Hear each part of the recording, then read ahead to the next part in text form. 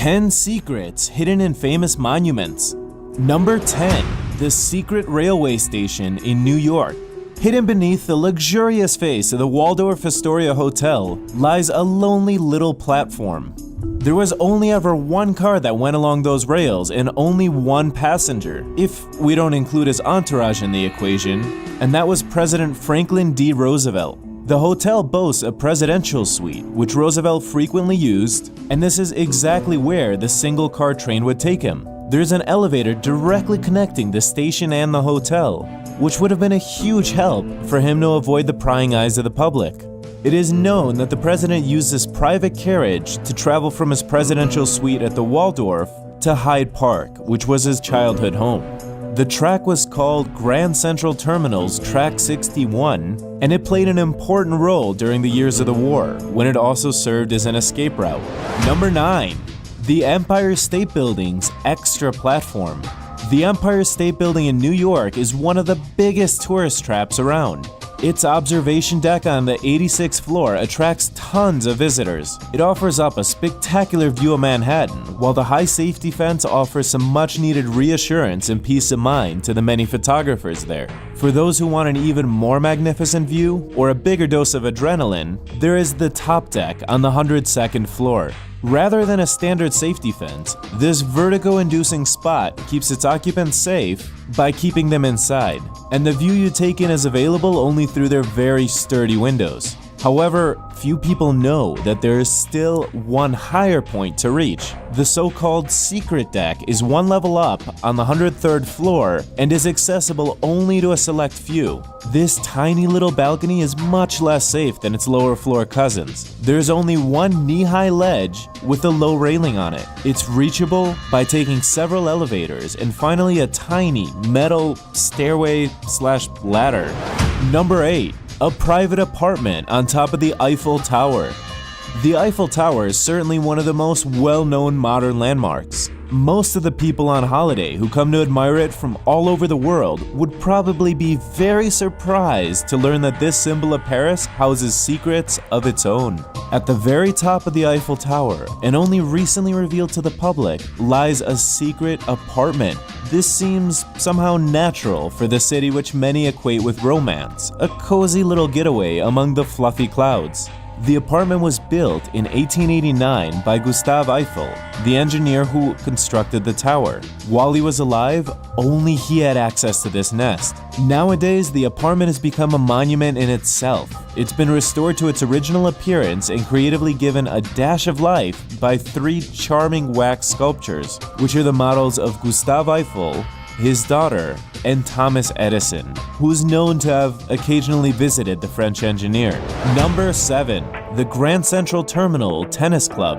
This one almost sounds too good to be true. Imagine all the daily hustle and bustle of Manhattan, the traffic jams, the impatient commuters, and then imagine being able to get up and away from all of that for a friendly game of tennis. Grand Central Terminal has, still unknown to most people, housed the Vanderbilt Tennis Club, which has served corporate groups and local sports enthusiasts since the 1960s. It includes a full-sized indoor hard court, a fitness room, and a junior court. The club is only open to members, so if you'd like a game there, you'll need to register with the Vanderbilt Tennis and Fitness Club, which can be done pretty easily online. Number 6. The Statue of Liberty's secret room. The Statue of Liberty is no doubt an icon and a must-see for the millions of tourists that visit the US every season. The highest that a visitor might climb up in the statue is to the crown, from which they're rewarded with a breathtaking view. Now, you might think that the crown is indeed the top of it. After all, it's right on the head. However, there is another little spot hidden higher up inside of the torch. It's been more than 100 years since it was put off limits, but until June 30th, 1916, the room in the torch could be accessed by tourists and it offered a spectacular panoramic view of the city. However, after a German attack on the pier between Black Tom Island and Jersey City, the debris from the explosion ricocheted up across the city and some of it got stuck inside of the statue's arm, which made the route to the torch room a little too unsafe for tourists. Number 5. The secret room in Mount Rushmore. The 4 enormous stone heads carved into the side of Mount Rushmore are arguably the most iconic American monument there is. The enormous landmark in South Dakota is annually visited by swarms of tourists and explorers, but its most intriguing attraction has only been revealed recently. Behind the granite copy of Abraham Lincoln is a square stone entrance leading through a rough tunnel to a titanium vault. This is the so-called Hall of Records. The sculptor who designed the monument initially wanted to create a huge image all across the mountain, including carvings of several important moments in American history along with the 4 presidential heads. However, this was too complicated a plan and was eventually scratched. Instead, he was allowed to construct this archive, a hidden storage space for the essential historical documents of the nation. The architect died before his great project was finished, and the Hall of Records was abandoned for several decades. It was finally revived to some extent in the late 1990s. Several porcelain panels with inscriptions of American history, as well as the biography of the architect, Gutzon Borglum, were placed into the vault and left for some distant future generations to find. Sadly, this intriguing chamber is beyond the reach of tourists. Number 4. A derelict ballroom in Melbourne. At Flinders Street Station, one of Australia's busiest train stops, there's a little-known nook of complete and eerie silence, a ballroom dating all the way back to 1899. Originally, it was designed to be a Victorian Railways Institute lecture hall to hold staff training and various other events, and this ruined 3rd floor also featured a library, a table tennis room, a gym, a boxing ring, and a billiard room. It actually did host public events in the 1950s and 1960s, but it fell into disuse in the 1980s and was eventually closed off to the public in 1985. It was marked for demolition several times until 2015, when the Victorian government decided to invest 100 million Australian dollars into redeveloping it. The whole project of reviving this derelict segment of the building is scheduled to be completed sometime in 2019. Number 3. The Secret Corridor of Art in Florence. This mysterious passage, which is a kilometer long, is a direct connection between the Uffizi Gallery and the Pitti Palace. The passage has been dated all the way back to 1565. It was created as a commemoration of the wedding of Francisco I and Joanna of Austria and was named Vasari after the architect who constructed it. Francesco's father ordered this corridor to be made to allow the family to travel more easily and enjoyably between their residence in the palace and the government offices. The construction of it cut right through several medieval towns and many houses, and every butcher nearby was forced to relocate because they offered a look and smell that was offensive to the family. The butchers were replaced by jewelry stores. This passage was richly decorated, featuring art from the 16th and 17th centuries, and served its original purpose for 200 years. Afterwards, the gallery was turned into private property, and the World War II bombings partially destroyed it. It is currently undergoing renovation work and should be reopened to the public sometime next year. Number 2. The Crystal Palace subway station in London. The Crystal Palace Station, which dates back to 1865, used to be a regular stop on the city's High Line until 1936, when it was ravaged by a terrible fire. Its connected subway was used as an air raid shelter during the Second World War. Then in 1954, the station itself was closed and demolished in 1961, but the railway was left in one piece. The abandoned walkway was a popular spot for children to go and play, and occasional raves were also thrown here, until the 1990s when it was closed off. The local community has been trying over the past few years to raise funds and reopen it as a tourist attraction. Until then, the Crystal Palace is only open once a year for a guided tour, and the tickets are very limited. Number 1. A secret hatch in a Roman statue. Standing proudly at the Leonardo da Vinci Airport to welcome travelers from all over the world into Rome, this 60-foot-tall bronze statue of Leonardo da Vinci lived up to the reputation of its model and quietly kept a little secret of its own for 46 whole years. The statue was unveiled in 1960, and nobody knew about this except the people that made it. However, in 2006, when it was time for some renovation work, the workers found a hidden hatch halfway up the statue. Inside, it's reported they discovered 2 parchments. One was a listing of everybody who attended the opening ceremony, and the other was a detailed account of the area's history, written completely in Latin. 10 secret rooms in famous castles. Number 1. The Murder Castle. The Murder Castle is the name given to the World's Fair Hotel, a now destroyed building located about 3 miles west of the 1893 Chicago World Fair. The hotel was owned by H. Holmes, America's first documented serial killer who murdered 27 people in the secret rooms and torture chambers he specifically built for this purpose. The hotel was full of soundproof rooms and disorienting mazes of hallways, some of which seemed to go nowhere. Many of the rooms had trap doors with slides that would drop straight down to the basement where Holmes disposed of his victims' bodies. The basement was allegedly filled to the brim with acid vats, pits of quicklime, and a crematorium which Holmes used to finish off his victims. Holmes was arrested in 1894 and sentenced to death by hanging. Shortly after he was arrested and executed, his hotel was destroyed in a fire started by an unknown arsonist. The Murder Castle was later rebuilt and used as a post office. The site is now occupied by the Englewood branch of the U.S. Post Office and is often cited as one of Chicago's most haunted locations. Number 2. Bran Castle. Maybe you're not familiar with Bran Castle, but I bet you know all about its most famous inhabitant, Count Dracula. Hidden deep in Romania's Transylvanian mountains, Bran Castle was originally built as a stronghold for the Knights of the Teutonic Order. Vlad III, Dracula, better known as Vlad the Impaler, was the ruler of Romania's Wallachia region in the late 1400s. Count Dracula was infamous for his brutal acts of war, which included impaling the bodies of his enemies and citizens on large spikes, hence the nickname, Vlad the Impaler. Today, Dracula's castle is one of the most famous landmarks in Europe, and hundreds of thousands of tourists from all over the world flock there every year. However, there's a lot more to Bran Castle than meets the eye. After the castle was given to Queen Marie in 1918 by the people of Romania, one of her workers stumbled upon a secret passage that had been lost for hundreds of years. This steep, narrow passageway is built directly into the wall and connects the first floor to the third floor of Dracula's castle. According to historians, it was used by officers as an escape route in case of emergency, but by the looks of it, you would think it came straight out of a horror film set. Number 3. Glamis Castle.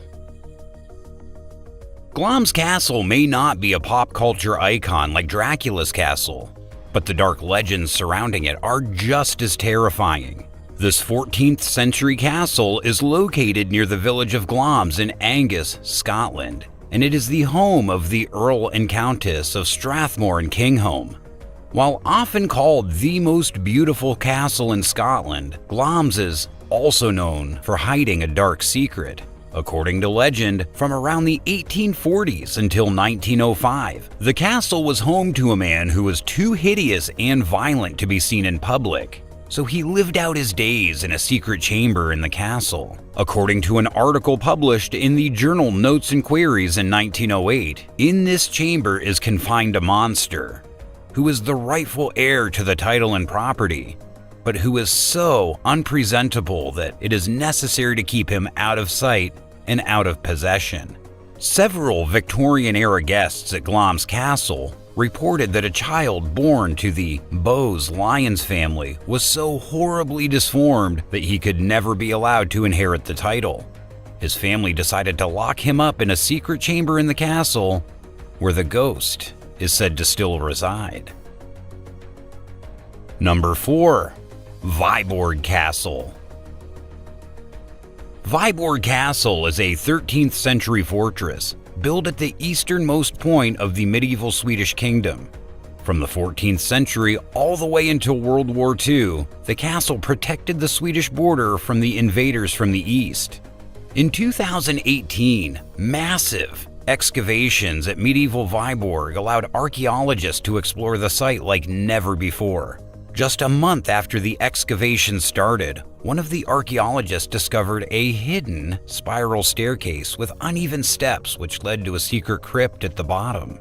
They also discovered 2 items in the crypt: a purse containing gold coins that dated back to the early 19th century and a clay brick that had a medieval board game etched into its surface. The board game was known as Nine Men's Morris, and according to historians, it was a primitive form of checkers. Excavations are still ongoing, and archaeologists believe that there are plenty more secrets to be found at Viborg Castle. Number 5. Predjama Castle. The Predjama Castle is a unique-looking castle carved into a rock above the town of Predjama in south-central Slovenia. Many stories and legends surround the Predjama Castle and its most famous inhabitants, Erasmus of Predjama.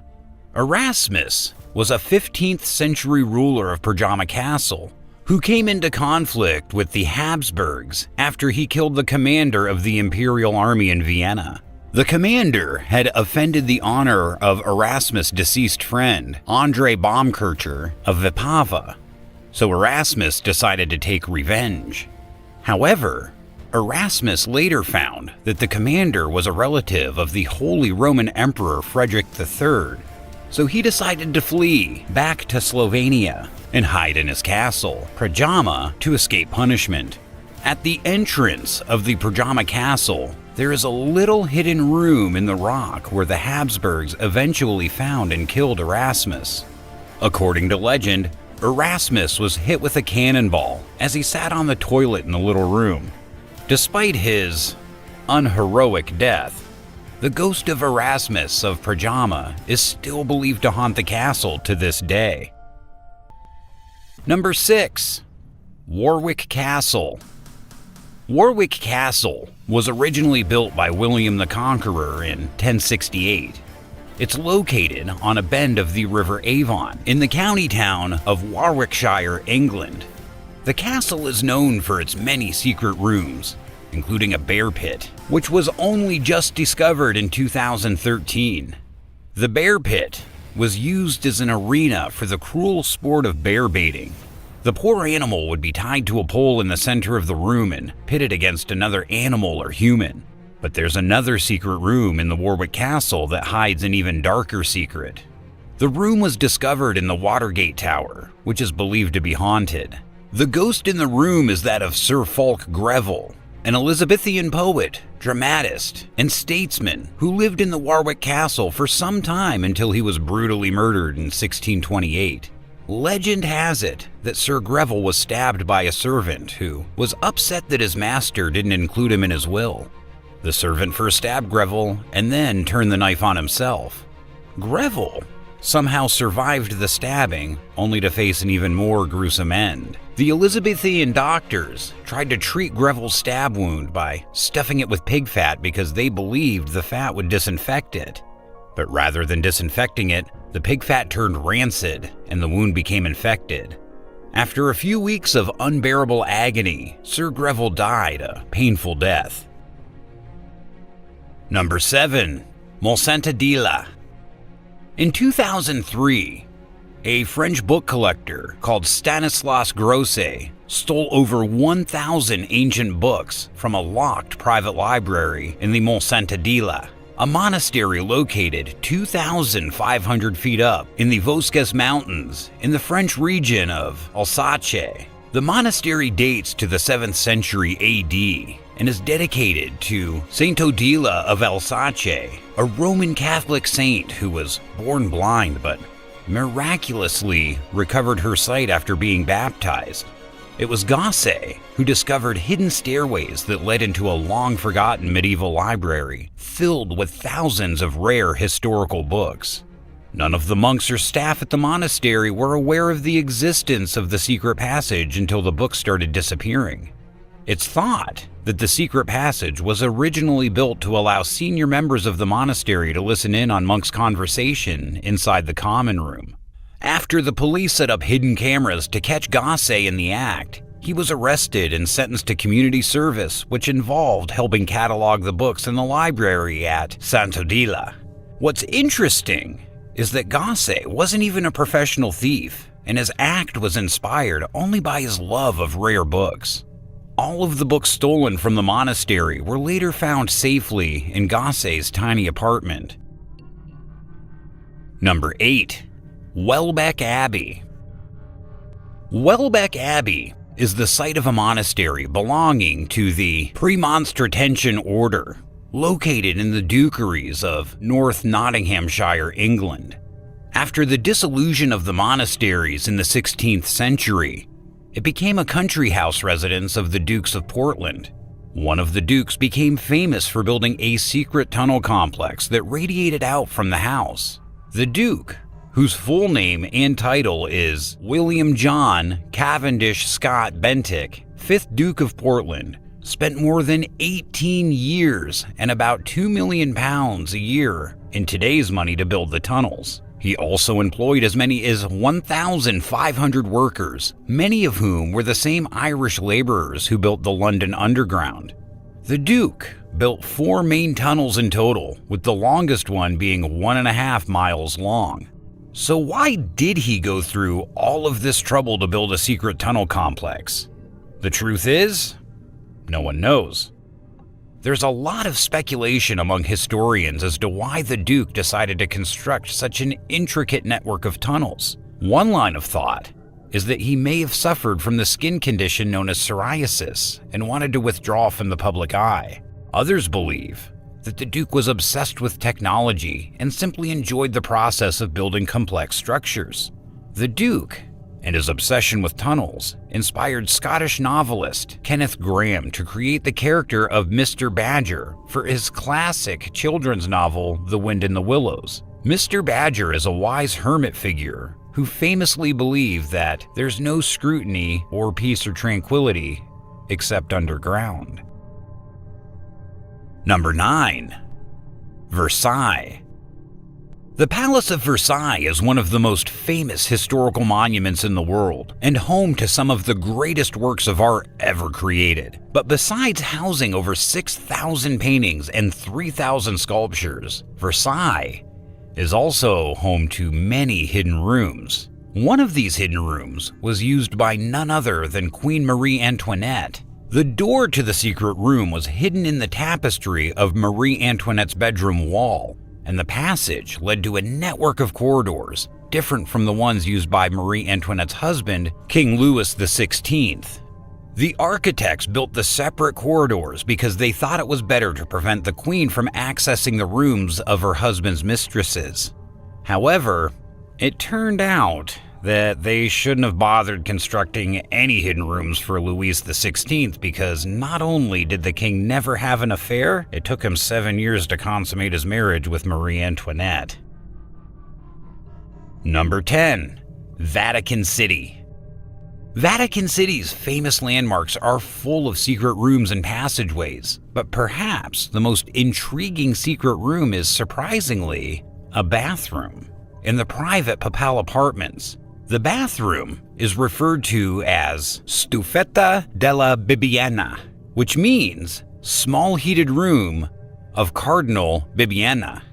It originally served as the washing room for Cardinal Bibbiena, a 16th century Italian cardinal and comedy writer. According to Tony Perotet, author of A Journey Through the Historic Underbelly of Europe, the tiny bathroom was painted by Renaissance master Raphael in 1516. This notoriously secret room is off limits to the general public, but Perotet managed to convince one of the clerics to take him in for a 5-minute tour. Although Perotet was not allowed to take any photographs, he made a few drawings and described the images he saw in his book. Perotet described the room as filled with erotic frescoes such as an engraving of naked Venus doing her hair by the lake, and an image of Pan, the half-human, half-goat deity from Greek mythology. 9 secrets hidden inside of paintings. Number 9. The wrong ear. If you know the history of art, then the name Vincent van Gogh will no doubt be one that you remember. While he was mocked in his own time for his unique art style, It was his work that helped shape much of what we know as art right now. Ignore that whole banana and duct tape thing. That was just weird. And yet, when you think about one of his most famous portraits, one that has Vincent van Gogh drawing himself in three-quarter style with his ear cut off, you notice something rather odd. Mainly in the picture as it is displayed all over the world, the picture shows that it is his right ear that's cut off, which may seem fine, except that Van Gogh cut off his left ear. That's kind of an odd thing to get wrong, right? Well, we do have an answer for those who are curious about the discrepancy. The answer lies not in the painting, but the perspective of Van Gogh himself. No, this is not a mind-bending thing. Rather, it's that when he was painting this portrait of himself, he was looking at a mirror, so everything was flipped, including which ear was the one that was missing. Now, if you're thinking, why don't people just flip it back around? They have technology to do that, right? Well, that would ruin the purpose of the painting, and who would want to do that to Van Gogh? That's what I thought. 8. God and the Brain. On the top of the Sistine Chapel is a very beautiful portrait of God giving the spark of life and knowledge to Adam, the first human ever made. This portrait by the esteemed Michelangelo is revered as one of the most important paintings in history, and is of course one of the key art pieces in all of the Sistine Chapel. But here's the catch. If you look really closely at the portrait, you're going to see something that you can't really explain at first. Look closely at God and the angels behind him in the painting. Do you notice the red cloak that God has there? Do you notice that it has an odd shape? It's easy to dismiss it as something as simple as that's just how Michelangelo painted it. But when scientists looked at it up close, they realized that the cloak is in the perfect shape of the human brain. Now, yeah, this may seem like a looking at clouds to see what it is kind of situation, but scientists not only perfectly mapped it out to prove it was the brain, but you can actually see specific parts of the brain in conjunction with the angels. But why is it there? Why is there a brain shape in the portrait of God and Adam? There are two theories. The first ties into the nature of the painting itself. The brain is where our intelligence lies, and thus the shape infers once again that God gave intelligence to Adam. However, historians offer a slightly different take on that, mainly in that Michelangelo hated that the Catholic Church disregarded science as a real thing. So having the brain, which is very much a symbol in science, was his act of defiance against them. And that wasn't the only time he did something like that against the Catholic Church too, so that would track. Number 7. The Woman Behind the Man. The Old Guitarist by Pablo Picasso is one of his very classic paintings and is a part of his blue period that further helped his career. However, if you look really closely at the background of the portrait, you're going to swear that there is something there. Something that honestly shouldn't be there in the context of this painting. Mainly, it looks as if there is a woman behind the man in the painting. What is going on here? A good question, but the mystery gets deeper and more fun, because the Art Institute of Chicago decided to do an X-ray of the original portrait without damaging it, just to be clear, and when they did, they found many more images were lying under the old guitarist, so much so that it seemed like there was an entirely different painting below the one that was shown to the world. So what does it all mean? Why did Pablo Picasso have the urge to do one painting and then draw another? Did he just not like what he drew on the first one? Was he trying to hide something? Well, the answer is a bit more sad than that. Much like many painters of that time period, the art wasn't paying the bills, and so they needed to do what they could in order to keep making things work, and to do that, that meant that occasionally they had to paint over portraits that they had already drawn on. So at one point, Picasso did want to make that picture with a woman as the focus, but he decided to draw over it to make the old guitarist. Picasso was not the only artist to do this, to be clear. He's just one that had it done in a way that it got noticed. 6. Down with the Pope. Remember Michelangelo in the Sistine Chapel? Well, like we noted, he had a very tenuous relationship with the Catholic Church, and especially those that ran it. True, he did work for them, and even did the Sistine Chapel for them, which showed a lot of restraint and the desire to make art above all else. But it also gave him a chance to get back at those he felt was making the world a worse place, which ironically included the Pope. Pope Julius II was the man who commissioned the Sistine Chapel, which you would think would make him popular amongst the people and such, and while that may have been true by the end, it wasn't the case at the beginning. He was very much a pope that nobody liked, and that included Michelangelo. So what did he do to get back at the Pope? Simple, He drew him on the Sistine Chapel ceiling. It's subtle, but if you look at the angel known as Zechariah, you'll notice that it looks like Julius II. And if you look even closer, you'll see he's doing something with his hand. That is a snarky gesture from that time period known as the fig. And for a person looking like the Pope to do that is indeed a big insult. Number 5, From Night to Day. If you look at the shooting company of Frans Banning Koch and Willem van Ruytenberg by Rembrandt, this is known to many as the Night Watch. You can see that one of the big reasons for its naming is that it's very dark. It looks like this militia group is going out in the dark to get a job done, and that's why the Night Watch moniker has stuck for all of these years.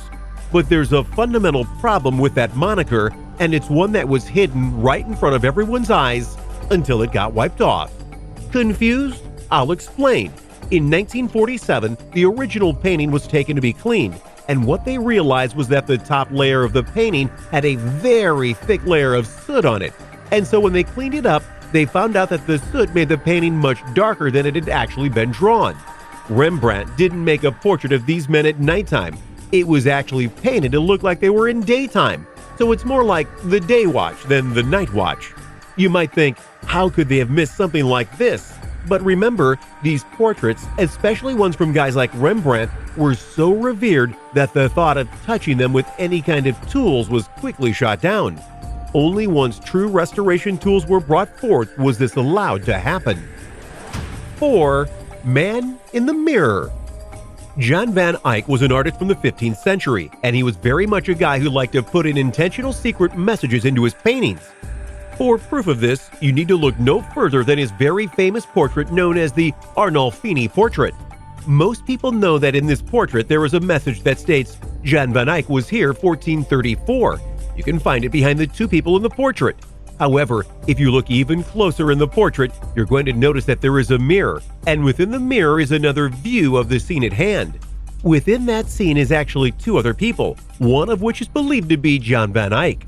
Especially, there is a person who is believed to be raising their hand in the picture, and that's supposed to be them. I'm sure some of you will find this funny that the artist themselves is making a cameo appearance in their own art piece, but if you have the ability to do it, why not do it?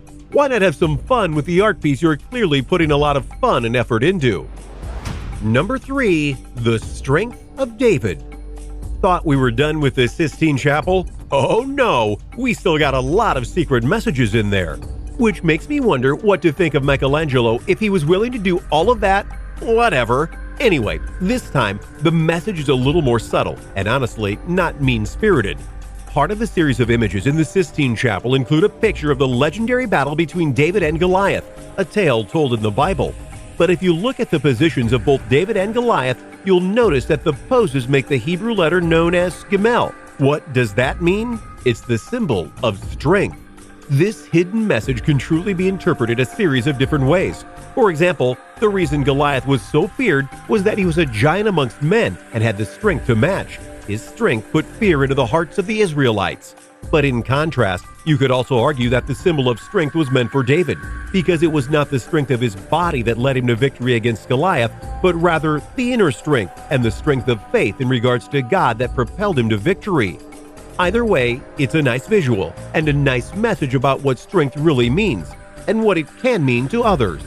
Seriously though, what's with Michelangelo and these secret messages? I'm just saying. 2. The musical Last Supper. We're going to end this list with 2 entries featuring works from Leonardo da Vinci, and the first of them comes from his piece known as The Last Supper. This is a reference to the biblical tale of Jesus Christ having a meal with his followers one last time before his arrest and death. Many people have claimed to have found secrets hidden within the painting that gives clues to all sorts of things, but they've all been debunked. That is, until Italian musician Giovanni Maria Palla came forward and noted something rather odd in regards to the piece. Mainly, if you were to put the 5 bars of a musical scale on the piece and then look at the hand positions of the disciples and the pieces of bread, they seem to create a melody that can be played. Coincidence? Possibly, but here's the rub. When you actually play the melody as it is intended in the piece, you get a 40-second melody that very much sounds like a religious hymn. Was Da Vinci trying to make something musical alongside his artistical masterpiece? Does this song actually have another hidden meaning than sounding like a church song? Why would he have put the song in there if so? And if it is a coincidence, how did it work out so perfectly as to create a song? We'll likely never get the answers to these questions. Number 1. The Mona Lisa. Before you say anything, no, we are not talking about the Da Vinci Code. That book is fictional and does not have a bearing on things here. However, that doesn't mean that the Mona Lisa doesn't have a few secrets left to hold. After all, many people still wonder who the Mona Lisa is painted of, including some wild theories that Da Vinci painted a female version of himself, which would be both hilarious and creepy. Anyway, on to the secrets. There are 2 hidden in the Mona Lisa's portrait, which is much smaller than you might think. The first is on the left eye of Mona Lisa, her actual left eye. You'll see LV inscribed into it in rather microscopic fashion, which shows the impressive skills of Da Vinci, which weren't really in question to be honest. But in 2015, a shock was delivered to the world of art as there was another secret of the portrait. Mainly, there was another painting hidden under the Mona Lisa, one that had a very different woman in a very different position from the Mona Lisa we have now. After observing it, artists agreed that this was likely a first draft of the painting, and not unlike Picasso, just painted over the canvas to save time and money and just get to the painting at hand. The results speak for themselves.